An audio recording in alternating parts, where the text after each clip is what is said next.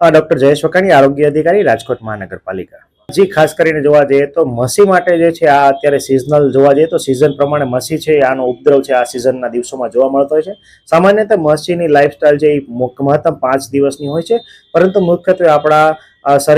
શહેરની અંદર જે ધુવાડા અથવા કુદરતી પ્રદૂષણને કારણે એની મસીનો ઉપદ્રવ છે 3 થી 4 દિવસમાં સેલ્ફ લિમિટિંગ છે થતો જોવા મળે છે. પરંતુ ઘણી વખત એક ન્યુસન્સ તરીકે આ છે એ ક્રિએટ થાય છે. આમ એનાથી કોઈ રોગચાળો કે એવી વસ્તુ ફેલાતી નથી, પરંતુ મસી જે છે એનો સ્પર્શ થવો, ડ્રાઇવિંગ કરતી વખતે નાક, આંખ, કાન અને મોં ઉપરાંત આંખની અંદર જવાથી બળતરા થઈ વગેરે જે કિસ્સા છે ઘણી વખત નોંધાતા હોય છે. તો એનું સંધાને જે છે રાજકોટ મહાનગરપાલિકાની મેલેરિયા શાખા દ્વારા જે છે સ્ટ્રીટ ફોગિંગ, ખાસ કરીને મુખ્ય રોડો પર જ્યાં